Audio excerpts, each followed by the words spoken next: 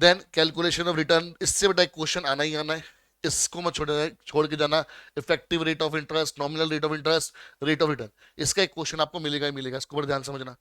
तो जो बच्चा अगर बिल्कुल जीरो पर है, एक दिन के अंदर अगर वो ढंग से 8 घंटे पढ़ ले, तो वो 31 मार्क्स तक पहुंच जाएगा आराम से। हेलो माय डियर स्टूडेंट्स, कैसे हैं आप सब? उम्मीद करता हूं बिल्कुल बढ़िया होंगे और आपकी बोर्ड की प्रिपरेशन भी बहुत बढ़िया चल रही होगी। स्टूडेंट्स, इंग्लिश का एग्जाम तो हो गया, अब आपका मैथ्स और अप्लाइड मैथ्स का एग्जाम है, तो उसके लिए आपकी जीत और तैयारी चल रही होगी। और हम लोग भी आपके लिए कुछ ना कुछ नया लेकर आ रहे हैं आपकी प्रिपरेशन को बेटर करने के लिए, जिसमें आज हम लोग डिस्कस करेंगे कि चैप्टर वाइज कौन कौन से मोस्ट इंपॉर्टेंट टॉपिक हैं जो आपको बिल्कुल भी नहीं छोड़ने हैं। और मोर ओवर मैं आपको यह भी बताऊंगा कि अप्लाइड मैथ्स में से कौन से चैप्टर से, कौन से टॉपिक से किस टाइप के क्वेश्चन बन सकते हैं, तो वो भी आपको ध्यान रख के अपनी तैयारी को आगे बढ़ाना है। देन आपके लिए हमारे पास एक मैराथन सीरीज, जैसे आप सबको पता है, वो आ रही है 10 मार्च को। एंड उससे पहले आपके लिए कुछ एमसीक्यूज क्वेश्चन भी आएंगे, जो कि मोस्ट इंपॉर्टेंट एमसीक्यूज होंगे, जो आपको एग्जाम से पहले करके ही जाने हैं। तो ये सारी चीजें बेटा हम आपके लिए लेकर आ रहे हैं, ठीक है। बट आपको उससे पहले अपनी सारी प्रिपरेशन करके रखनी है, और जो भी आपके मेजर डाउट्स हैं वो आपको मैराथन सेशन के लिए बचा के रखने हैं, ठीक है, ताकि आप अपने मैराथन सेशन के अंदर जब हमारा लाइव डिस्कशन होगा तो आप उन डाउट्स को क्लियर कर सको। हम लोग वहां पर भी इंपॉर्टेंट क्वेश्चंस तो करेंगे ही, साथ साथ क्विक रिवीजन भी रहेगी आपके पास, कि एकदम लास्ट मोमेंट पर सब कुछ आपका कॉम्प्रिहेंसिव वे में अच्छे से रिवाइज हो जाए। बट स्टिल वो एक आपके लिए एक अपॉर्चुनिटी भी होगी, जहां पर आप लोग अपने जो मेजर डाउट्स है, जो आपको ज्यादा तंग करते हैं, उनको भी क्लियर कर सकते हैं, ठीक है बेटा। तो आज के सेशन को पहले हम स्टार्ट करते हैं और बात करते हैं कि कौन से चैप्टर में से कौन से वेटेज के लिए कौन सा टॉपिक इंपॉर्टेंट हो जाता है, ठीक है।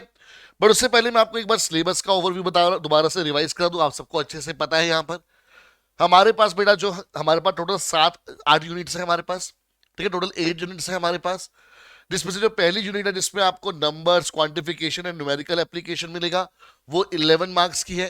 देन एलजेब्रा, जिसके अंदर आपको मैट्रिसेस एंड डिटरमिनेंट के चैप्टर मिलेंगे, वो 10 मार्क्स का है।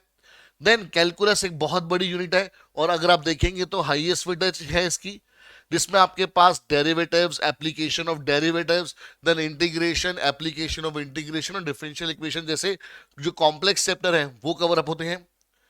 देन प्रोबेबिलिटी डिस्ट्रीब्यूशन 10 मार्क्स का, जिसमें आपके पास सिर्फ 3 टॉपिक्स हैं क्लास 12 के अंदर, जैसे probability distribution and binomial distribution, इसको मैं एक ही मान रहा हूं, डिस्ट्रीब्यूशन जो हो गया। फिर पॉइजन डिस्ट्रीब्यूशन हो गया एंड नॉर्मल डिस्ट्रीब्यूशन। देन बेटा इन्फ्रेंशियल स्टैटिस्टिक्स में आपके पास सिर्फ 5 नंबर का चैप्टर है, तो इसमें जो थ्योरी है आपके पास पैरामीटर और स्टैटिस्टिक्स की, ठीक है, उसको आपको अच्छे से पढ़ना है, सैंपल की जो आपके पास थ्योरी है। और जो आपके पास जो हाइपोथेसिस टेस्टिंग वाला क्वेश्चन है, एक वो क्वेश्चन आपको रिवाइज करना है यहाँ पर, ठीक है। तो सबसे अगर हम देखेंगे बेटा कम वेटेज वाला चैप्टर आपका इन्फ्रेंशियल स्टैटिस्टिक्स ही है। एंड देन इंडेक्स नंबर और टाइम सीरीज की बात करें तो इंडेक्स नंबर तो इस बार आपके सिलेबस का पार्ट है नहीं, तो सिर्फ टाइम सीरीज है, वो 6 मार्क्स का है, तो उसमें से क्या करना है क्या नहीं करना। एंड देन अगेन जो आपके पास हाईएस्ट वेटेज लेकर आती है सबसे इंपॉर्टेंट यूनिट फाइनेंशियल मैथ्स, और जो काफी स्कोरिंग है, बिकॉज डायरेक्ट फॉर्मूले अप्लाई करने हैं आपने, इसमें कुछ ज्यादा दिमाग लगाने वाले क्वेश्चन आते नहीं है। एंड देन सबका फेवरेट टॉपिक लास्ट जो सबसे 100% स्कोरिंग होता है, दैट इज एलपीपी, जिसकी वेटेज 8 नंबर की है। तो यहां पर अब आपको बेटा देखना है कि कैसे आप लोग अपने जो रिजल्ट है उसको मैक्सिमाइज कर सकते हैं। तो अगर मैं आपसे देखो बात करूं सबसे सिंपल वे में, कि जो बच्चा अगर पास होने के लिए भी स्ट्रगल कर रहा है, अगर वो भी एक छोटे से फैक्ट को समझे कि फाइनेंशियल मैथ्स और एलपीपी, ठीक है, ये जो 4 चैप्टर अगर मैं आपको बोलूं, ये 4 चैप्टर भी अगर बच्चा दिल लगा के कर ले, क्योंकि सबसे इजी 4 चैप्टर है आपके, ठीक है, तो इसमें आप देख सकते हैं बेटा 5 + 6 11 और 15 26 और 8 34 मार्क्स, ठीक है। और साथ में अगर आप प्रोबेबिलिटी उठा लो, मैट्रिसेस डिटरमिनेंट उठा लो, जो कि बहुत ही इजी चैप्टर्स हैं, मैं बाकी तो जाएंगे, अभी कांग्रेस मॉड्यूल वगैरह भी चैप्टर बहुत सिंपल है, बोर्ड एंड स्ट्रीम की क्वेश्चन बिल्कुल सिंपल है, अगर वो उठा लो। जो सिर्फ आपको टफ लग सकता है, ये 15 मार्क्स वाला टफ पार्ट टफ लग सकता है, कैलकुलस वाला। मैं कह रहा हूं अगर कोई बच्चा जिसकी तैयारी अच्छी नहीं है, बेटा आप इस 15 नंबर को छोड़ दो, बाकी 65 में से आप आराम से बेटा अगर अभी भी तैयारी शुरू कर दोगे ना, तो ये सारे टॉपिक्स इतने इजी हैं कि अगर आपने अभी भी इसको पढ़ना शुरू कर दिया दिल से, तो आप इस 65 में से आराम से नहीं, कम से कम 55+ मार्क्स तो ला सकते हो। तो 55 प्लस मार्क्स का मतलब हो गया कि आप टोटल मैथ्स में बेटा 70% ला रहे हो 80 में से, बिकॉज 80 का 70% आपका 56 होता है। और फिर इंटरनल में भी अगर आपको क्या 15-20 नंबर मिल गए फिर तो बल्ले बल्ले, तो डिस्टिंक्शन बन जाएगी आपकी, ठीक है ना। तो इसलिए अगर कोई बच्चा अगर अभी भी ऐसा है जो सोच रहा है कि मैं कैसे पढ़ूं कि पास हो जाऊं, तो बस बच्चे आपको अपनी कुर्सी की पेटी बांध लेनी है और पढ़ाई शुरू कर देनी है, ठीक है। और तरीका आपको बता दिया है। अब अगर मैं बेटा यूनिट वाइज डिटेल में बात करूं, तो जो पहली यूनिट है हमारे पास numbers quantification and numerical application की, जिसके अंदर हमारे पास 11 मार्क्स हैं, ठीक है। तो उसके अंदर अगर मैं चैप्टर वाइज देखूं या फिर टॉपिक वाइज देखूं, तो सबसे पहले मॉड्यूलर अर्थमेटिक है, ठीक है। मॉड्यूलर अर्थमेटिक में हमारे पास देखो एक डायरेक्ट एमसीक्यू आ सकता है, तो और कांग्रेस मॉड्यूलर भी से भी हमारे पास क्या आ सकता है, एक डायरेक्ट एमसीक्यू आ सकता है। अगर आप सैंपल पेपर भी आपको याद हो तो इस टॉपिक से एक डायरेक्ट एमसीक्यू ही पूछा गया था। तो यानी इस टॉपिक को आपको एमसीक्यू के लिए ज्यादा फोकस रखना है, ठीक है। देन अगर हम लोग बात करें एलिगेशन एंड मिक्सचर की, तो ये टॉपिक भी आपके पास 2 मार्कर में आ सकता है। एमसीक्यू में इसके चांसेस कम है, बिकॉज बाकी जो इसमें बोर्ड्स एंड स्ट्रीम्स हो गया बेटा आपका, ठीक है, ये एमसीक्यू वाले पार्ट में आ रहा है आपके पास। देन आपके पास पाइप्स एंड सिस्टम से बेटा केस स्टडी भी आ सकती है और 2 मार्कर क्वेश्चन भी आ सकता है। तो आपको पाइप्स एंड सिस्टम और केस को, पाइप्स एंड सिस्टम और एलिगेशन मिक्सचर के क्वेश्चन को 2 मार्कर के हिसाब से भी अच्छे से प्रिपेयर करना है, एंड देन इनको केस स्टडी के हिसाब से सबसे ज्यादा इंपॉर्टेंट तरीके से प्रिपेयर करना है। तो आपको बहुत सारे सैंपल पेपर वगैरह मिल जाएंगे जहां पर आपको पाइप्स एंड सिस्टम से केस स्टडी मिल जाएगी। तो केस स्टडी मतलब 4 नंबर बेटा, सीधा 4 नंबर, एक ही टॉपिक को कवर अप करके 4 नंबर आपके पक्के हो जाते हैं। रेसिस एंड गेम से बड़ा क्वेश्चन नहीं बन सकता, तो मल्टीपल चॉइस क्वेश्चन ही आता है वहां पर। तो यानी कि अगर मैं आपके फर्स्ट चैप्टर की बात करूं, तो उसके अंदर बेटा हमारे पास जो बड़ा टॉपिक बनता है वो है पाइप्स एंड सिस्टम है, जिससे एक ज्यादा नंबर का क्वेश्चन आ सकता है। बाकी जनरली इस चैप्टर से ज्यादा आपके पास एमसीक्यू रहेंगे, एक कोई 2 मार्कर आ सकता है, ठीक है। तो एक केस स्टडी 4 मार्कर, जिसके ज्यादा आने के चांसेस है, मैं ये नहीं कह रहा आएगी है, बट जिसके चांसेस हैं, जितने सैंपल पेपर मार्केट में अवेलेबल है या फिर जो बोर्ड का सैंपल पेपर देखकर जो एनालिसिस निकला है ना। तो केस स्टडी 4 नंबर, एमसीक्यू आ सकते हैं 3-4, ठीक है, अलग अलग टॉपिक से, बिकॉज बहुत सारे टॉपिक है भाई आपके पास। एक सपोज करो कि मॉड्यूलर से एमसीक्यू आ गया, एक एलिगेशन मिक्सचर से सपोज करो एमसीक्यू आ गया, आपका न्यूमेरिकल जो इनइक्वालिटीज है इससे भी आपके पास मल्टीपल चॉइस क्वेश्चन आया हुआ है सैंपल पेपर में।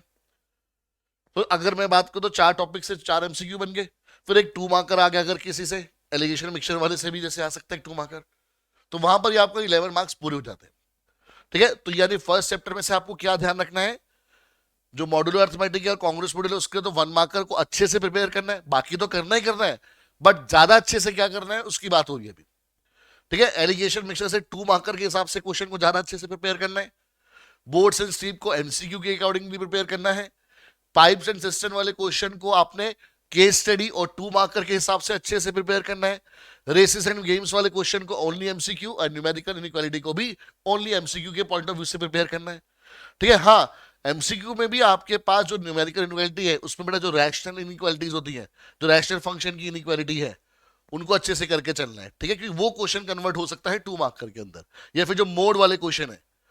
तो यहां पर आपको पता लग गया बेटा कि कुछ लिमिटेड क्वेश्चन करके ही आप लोग इस पूरे 11 नंबर को अच्छे से सिक्योर कर सकते हैं, ठीक है।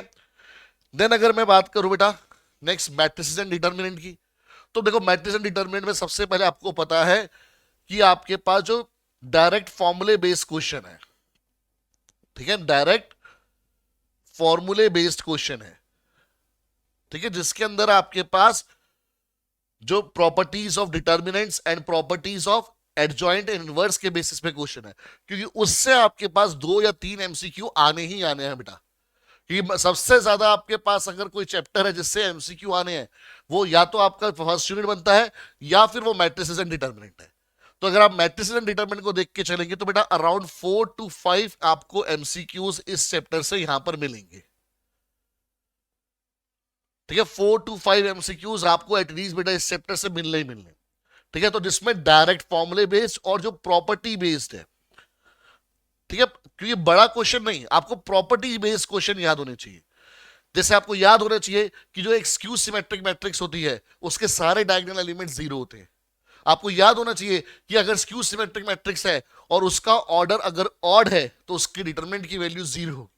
आपको याद होनी चाहिए, अगर एक मैट्रिक्स जिसके जो सिमेट्रिक भी है और स्क्यू सिमेट्रिक भी है, वो हमेशा एक नल मैट्रिक्स होगी। ठीक है, तो इस तरह से आपको बेटा ये जो छोटे छोटे कॉन्सेप्ट हैं जो हमने अपने सैंपल पेपर्स के टाइम पर भी, मॉक टेस्ट के बारे में भी डिस्कस किए थे, वो वाले टॉपिक आपको इस चैप्टर से ज्यादा अच्छे से प्रिपेयर करने हैं। और देन इसमें एक जो बड़ा क्वेश्चन है जो हमारे को पता है कौन सा, मैट्रिक्स मेथड वाला, वो तो करना ही करना है, क्योंकि वहां से आपको केस स्टडी या फिर जो डायरेक्ट आपके पास 5 मार्कर आराम से तैयार हो सकता है। ठीक है, तो 10 मार्क्स की इसकी वेटेज है, तो अगर 5 एमसीक्यू आ गए और एक 5 मार्क का क्वेश्चन आ गया तो काम हो गया। या फिर 4 एमसीक्यू आ गए, एक 2 मार्कर आ गया और एक केस स्टडी आ गई, हो गए 10 नंबर। तो यानी कि इसमें से आपको एमसीक्यू और केस स्टडी या फिर बड़े क्वेश्चन पर ज्यादा फोकस करना है। ठीक है, देन अगर हम बात करें सारे बेटा उसी की टॉपिक की बात होगी, और साथ में बेटा जो मैट्रिक्स मेथड और क्रैमर रूल में जो कंडीशन है कंसिस्टेंसी की, उनको पढ़ना मत भूलना। ठीक है, यहां पर कंडीशन ऑफ कंसिस्टेंसी कि कब आपके पास यूनिक सॉल्यूशन आएगा, कब आपके पास इनफाइनाइटली मेनी सॉल्यूशन आएगा। ठीक है, इसके ऊपर भी क्वेश्चन बनता है। देन अगर कैलकुलस की बात की जाए तो ये जो आपके पास कैलकुलस है जो कि 15 मार्क्स है, इस 15 मार्क्स के लिए आपको सबसे ज्यादा मेहनत करनी पड़ेगी। तो अगर कोई स्टूडेंट ऐसा है जिसने अभी तक ये टॉपिक छुआ भी नहीं है, लेट सपोज ऐसा कोई स्टूडेंट है जिसने टॉपिक छुआ भी नहीं है, तो बेटा इस मूवमेंट पर इसको उठाने की कोई जरूरत नहीं है, फंस जाओगे आप लोग, अपना टाइम वेस्ट करोगे। तो मैं आपको यही सजेस्ट करूंगा कि आपका 80 में से जो 65 मार्क्स है बाकी, उनको बहुत अच्छे से प्रिपेयर करो, बिकॉज उस 65 में से 55 प्लस लाना फिर भी पॉसिबल है अगर आप आज भी तैयारी शुरू करते हैं तो। ठीक है, जी जान लगा दीजिए, अगले जो जितने भी दिन बचे हैं आपको, होली वगैरह सब भूल जाइए। ठीक है, अगले 10 तारीख तक आपके पास जितना भी टाइम है बेटा सब लगा डालो उस पर।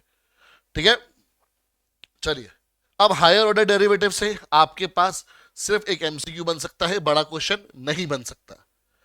देन अगर हम एप्लीकेशन ऑफ डेरिवेटिव की बात करें तो बेटा टेंजेंट नॉर्मल से आपके पास और इंक्रीजिंग डिक्रीजिंग जो दो टॉपिक है आपके, बहुत इंपॉर्टेंट है, याद रखना। टेंजेंट नॉर्मल और आपके पास इंक्रीजिंग डिक्रीजिंग, इनसे आपके पास 2 मार्कर और 3 मार्कर में सबसे ज्यादा क्वेश्चन बनते हैं।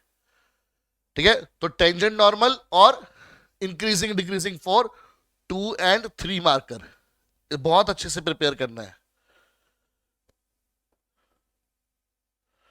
और फिर मार्जिनल कॉस्ट मार्जिनल रेवेन्यू के क्वेश्चन बहुत ही इजी है। अगर इस चैप्टर में से, इस यूनिट में से अगर आपको कुछ प्रिपेयर करके जाना है और जिसका क्वेश्चन आना ही आना है, वो आपके पास ये टॉपिक है बेटा, क्योंकि ये टॉपिक आपके पास कोर मैथ्स का नहीं है, बट ये जो यूनिट है वो कॉमन है आपकी कोर और अप्लाइड की। तो अप्लाइड मैथ्स में बेटा एक्सक्लूसिव अलग से आपके पास इस टॉपिक को रखने के लिए उनको एक क्वेश्चन जरूर पूछना है। तो आपको मार्जिनल कॉस्ट और मार्जिनल रेवेन्यू का क्वेश्चन जरूर मिलेगा और बहुत ही इजी है, तो आप इसको कवर अप कर सकते हो अगर आपको यूनिट छूनी भी है तो। देन बेटा इंक्रीजिंग डिक्रीजिंग की बात कर चुका हूं, मैक्सिमम मिनिमा से आपके पास बेटा केस स्टडी बनती है। ठीक है, तो केस स्टडी आपके पास मैक्सिमम मिनिमा से भी आ सकती है, नहीं तो 5 मार्कर से बड़ा question.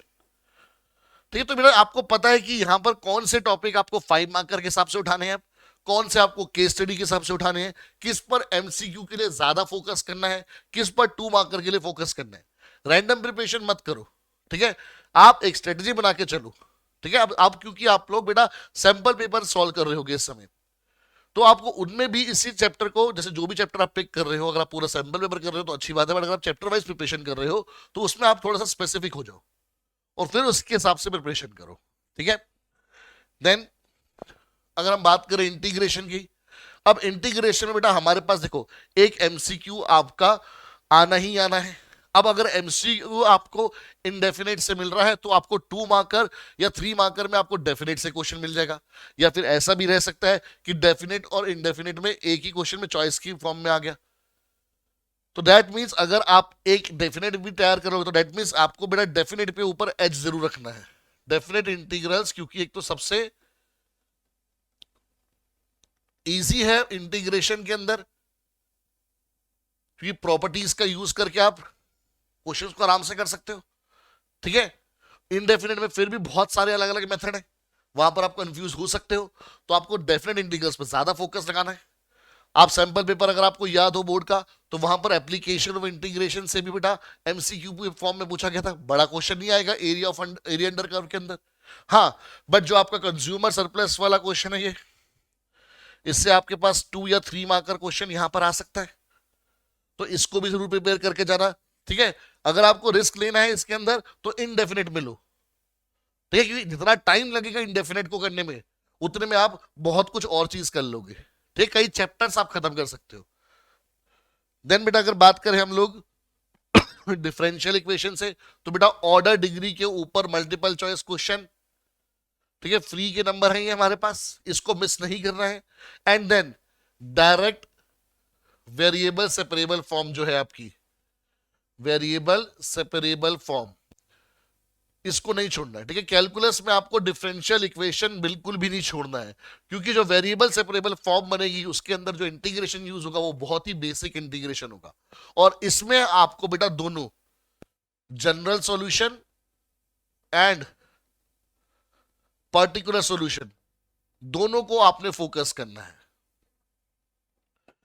General solution and particular solution, इन दोनों को आपको करना है। देन अगर आपके पास टाइम है तो बेटा मैं बोलूंगा ग्रोथ और डिके प्रॉब्लम्स को भी देख के जाओ, इससे क्वेश्चन आता है 2 मार्कर की फॉर्म में या फिर 3 मार्कर की फॉर्म में। बट डिफरेंशियल इक्वेशन आपके पास, ठीक है, तो अगर मैं पूरे कैलकुलस की बात करूं, आपके पास टाइम नहीं, आपने पहले नहीं पढ़ा हुआ है या फिर आपको लास्ट में रिवाइज करना है, तो ये 2 टॉपिक या 3 टॉपिक बिल्कुल मत भूलिएगा।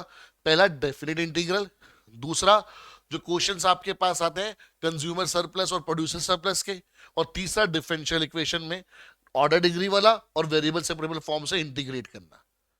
ठीक है, क्योंकि अगर आपके पास ग्रोथ और डिके की वर्ड प्रॉब्लम्स आ भी रही है या फिर डिफरेंशियल इक्वेशन में और किसी तरह की वर्ड प्रॉब्लम आ भी रही है, तो आप उसमें इक्वेशन बना के फटाफट उसको इंटीग्रेट कर सकते हैं, कोई बड़ा मुश्किल काम नहीं है। तो इस यूनिट से आपको बेटा ये 3 चीजें बिल्कुल मिस नहीं करनी है। ठीक है, इंडेफिनेट इंटीग्रल में बोल सकता हूँ कि यस बच्चों को डिफिकल्ट लगती है, अप्लाइड मैथ्स और स्टूडेंट को ज्यादा डिफिकल्ट लगती है, तो उसमें अगर आपने अभी टाइम अगर नहीं इन्वेस्ट करना तो आप उसमें रिस्क ले सकते हो।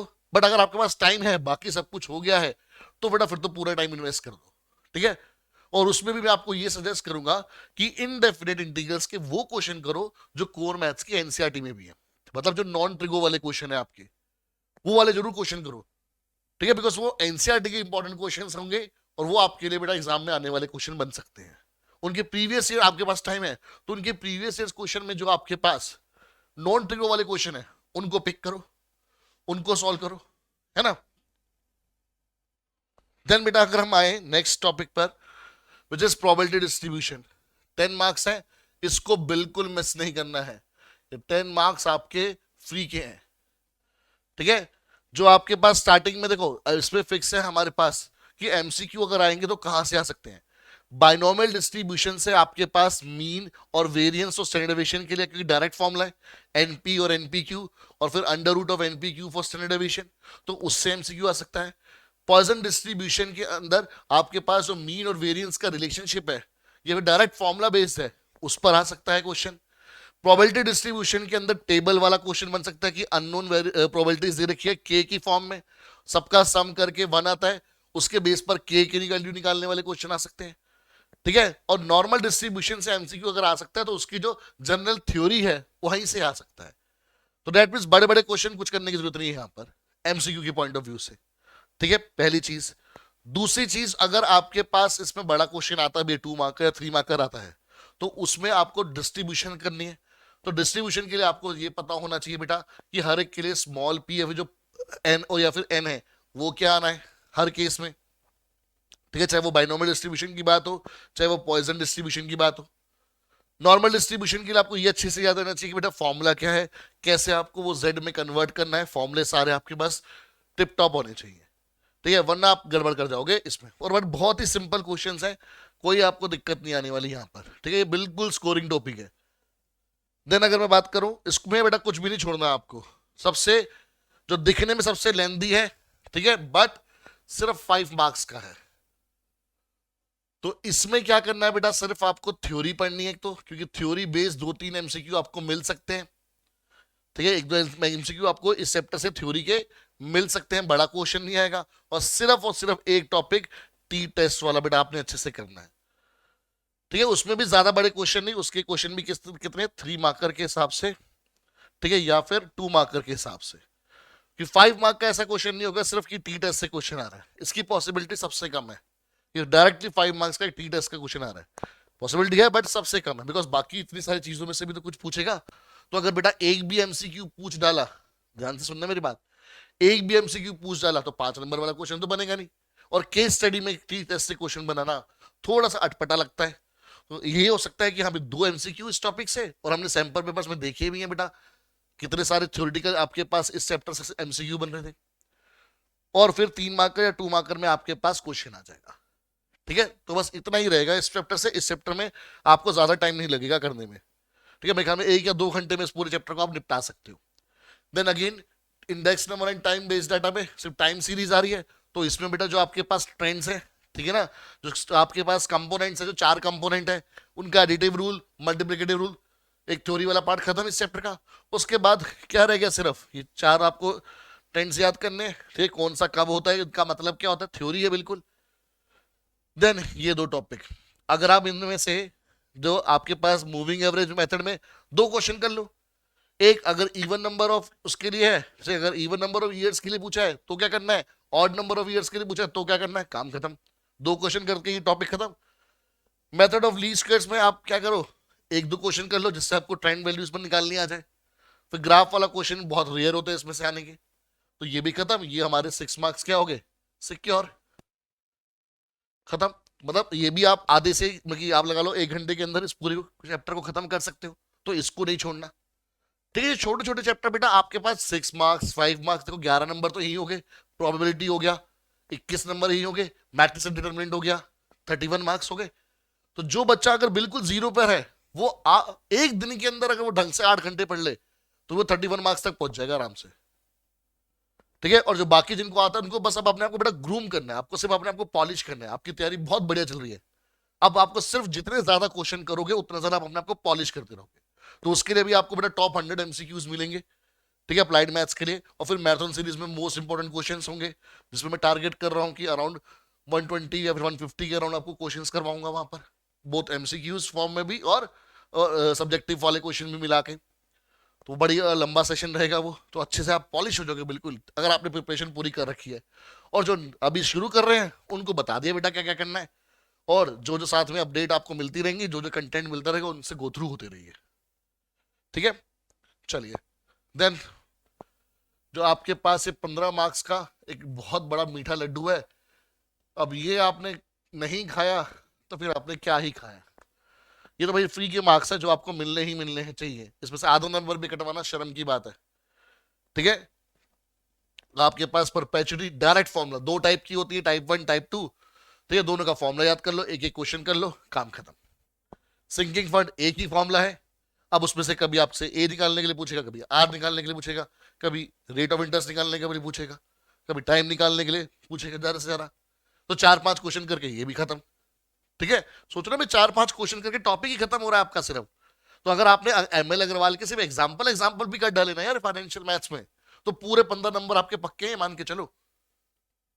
ठीक है, मिनिमम से मिनिमम बता रहा हूं आपको, एमएल अग्रवाल के सारे एग्जाम्पल्स का डालो, छोड़ो एक्सरसाइज को, एग्जाम्पल पे सॉल्यूशन सामने होगा ना, तो फटाफट देख के समझ जाओगे ना, तो कोई डाउट भी नहीं बचेगा। उनको कर डालो, और जो सैंपल पेपर में इनके इन टॉपिक से रिलेटेड क्वेश्चन उनको कर डालो, मोर देन इनफ है। 15 में से अगर बुरे से बुरे हाथों तो भी 14 नंबर ले आओगे। ठीक है, कैलकुलेशन ऑफ ईएमआई, ईएमआई में सिर्फ बेटा डायरेक्ट ईएमआई वाला फॉर्मूला याद रखना। ठीक है, आपके पास एमोर्टाइजेशन वाले क्वेश्चंस नहीं आएंगे, उस पर टाइम मत लगाना। देन कैलकुलेशन ऑफ रिटर्न, इससे बेटा एक क्वेश्चन आना ही आना है, इसको मत छोड़ के जाना। Effective rate of interest, nominal rate of interest, rate of return, इसका एक क्वेश्चन आपको मिलेगा ही मिलेगा, इसको बड़ा ध्यान समझना। देन सीएजीआर डायरेक्ट क्वेश्चन है, डायरेक्ट फॉर्मूला बेटा, एक ही फॉर्मूला है, 3 चीजें हैं, एक एक करके 3 क्वेश्चन भी कर लोगे, तीनों अलग अलग फाइंड आउट करने वाली, काम खत्म। लीनियर डेप्रिसिएशन, ठीक है, और 4 बाकी और भी टाइप्स के हैं, वो है ही नहीं आपके कोर्स में, सिर्फ लीनियर डेप्रिसिएशन है, इससे आसान कुछ है नहीं। तो ये तो बेटा 15 नंबर आपके फ्री के हैं, इसमें से 14 नंबर भी बच्चा जो ला रहा है ना उसके लिए भी बेटा स्कोप है कि बेटा बेटर कर सकता है अपने आप को। ठीक है, तो अगर आपने मतलब 5 घंटे भी अगर एक दिन में इस पे लगा दी तो खत्म है पूरे 15 नंबर ये। आगे आपकी जेब में आ गए 15 नंबर, छोड़ना नहीं है आपने बस। देन बेटा एलपीपी, इससे ये 8 मार्क्स। ये तो कोर मैथ्स वाले बच्चे हों चाहे आप अप्लाइड मैथ्स वाले बच्चे हो, ये तो समझ लो सीबीएसई ने ऐसे झोली में दान दिए आपको 8 नंबर। ठीक है ना। इससे इसमें कोई बच्चा अगर गलती कर रहा है तो वो तो समझ लो उस बच्चे की किस्मत ही खराब है, क्योंकि बच्चा अब ये तो पढ़ के जाएगा जाएगा। तो जितना मर्जी बच्चा बोल ले कि मैंने बिल्कुल तैयारी नहीं करी, उस बच्चे ने ये तो जरूर पढ़ा होगा चैप्टर एलपीपी, ये ऐसा चैप्टर है। तो यार इसमें 2-4 टाइप के क्वेश्चन कर लो, एक डाइट प्रॉब्लम कर लो, एक ट्रांसपोर्टेशन प्रॉब्लम कर लो। ठीक है, ट्रांसपोर्टेशन प्रॉब्लम अप्लाइड मैथ्स वालों के लिए करनी जरूरी है, कोर मैथ्स के लिए डिलीटेड है। देन आपके पास मैन्युफैक्चरिंग प्रॉब्लम एक कर लो। ठीक है, एक एरिया वाली प्रॉब्लम आती है वो कर लो। एक जो ट्रांसपोर्टेशन में बेटा, जैसे मैंने आपको सैंपल में उन्होंने क्वेश्चन करवाया था टाइम डिस्टेंस वाला, वो वाला कर लेना। ठीक है। देन आपके पास एक क्वेश्चन, आप टोटल 3-4 टाइप के क्वेश्चन कर लो। एक जिसमें आपके पास जो फिजिबल रीजन है वो बाउंडेड आ रहा है, जिसमें सिर्फ 2 लाइन इन्वॉल्व है। एक ऐसा क्वेश्चन उठा लो जिसमें 3-4 लाइन इन्वॉल्व है और जो शेडेड एरिया है वो बाउंडेड है। एक या दो क्वेश्चन आप अनबाउंडेड के लिए कर लो, क्योंकि उसमें आपको एक और इनइक्वालिटी बनानी होती है लास्ट में चेक करने के लिए। ठीक है, और फिर एक या दो क्वेश्चन आप आइसो प्रॉफिट वाले मेथड से कर लो। ठीक है, तो ये भी अगर आपने वो सारा काम कर लिया तो आपको कोई दिक्कत नहीं आएगी। आइसो कॉस्ट आइसो प्रॉफिट वाले को करके जरूर जाना बेटा, सिलेबस में मेंशन है। लास्ट ईयर नहीं था, इस साल है, तो बेटा क्वेश्चन आएगा इसका। ठीक है, तो ये गलती नहीं करने की, इसको छोड़ दिया आप। ठीक है ना। तो बेटा विद दिस आई होप आपको एक अंडरस्टैंडिंग मिल गई होगी कि हमें एक्चुअली में अब लास्ट में क्या करके जाना है। ठीक है, तो सारे टॉपिक्स के बारे में मैंने आपको बता दिया है। आपको बता दिया कि बेटा अभी आपके पास बेस्ट जो टॉप 100 MCQs है वो भी आने वाले हैं। देन 10th की आपको मैराथन सीरीज भी है। तो बेटा बस अब अपने बस अब दिल बनाना और पढ़ना है। ठीक है, अगर आपने कुछ भी नहीं करा है तो भी आप बहुत कुछ कर सकते हो, ये मैं आपको बता चुका हूँ। अगर फिर भी कुछ नहीं करना चाहते हैं तो कोई बात नहीं, तो ऑलवेज अ नेक्स्ट चांस। ठीक है, बट उसकी नौबत नहीं आने देनी यार, आपके पेरेंट्स बहुत मेहनत करते हैं आप लोगों के लिए। तो यार 6-7 दिन बचे हैं, उनके लिए जम के मेहनत कर लो, है ना। क्यों उनको परेशान करना है, क्यों उनको दूसरों के सामने आप लोग इंसल्ट करवाना चाहते हो, है ना। तो अगर जो बच्चा नहीं भी पढ़ रहा है बेटा, उठो यार, बस वो बहुत हो गया। चलो शाबाश, उठो और पढ़ो। ठीक है, नेट पे बहुत कुछ आपके लिए अवेलेबल है, हमारे चैनल पे सारा कंटेंट पड़ा हुआ है। बस मन बनाओ करने का और शुरू हो जाओ। ठीक है, चलिए। और बेटा कोई भी आपको डाउट हो कोई भी मैराथन के लिए या फिर एमसीक्यू के लिए, अगर आप चाहते हो कि हाँ भाई ये कुछ टाइप के क्वेश्चन जरूर इंक्लूड करें, या फिर जो आपको कॉमन डाउट है वो पहले से आप मुझे कमेंट करके रखो, ताकि मैराथन वाले सेक्शन में पहले से ही मैं उस टाइप के क्वेश्चन उन चीज़ों को कवर अप करके रखूँ जो आप लोगों के मेजर डाउट्स हैं। ठीक है, तो डाउट्स वगैरह बेटा जरूर आप लोगों ने कमेंट में बताने हैं। ठीक है, ताकि आपको मैराथन के टाइम पर फिर स्ट्रगल ना करना पड़े। ठीक, क्योंकि वहां पर पहले से ही सब कुछ प्रिपेयर हो चुका होगा, तो वहां पे लास्ट में चेंजेस करने में दिक्कत होती है।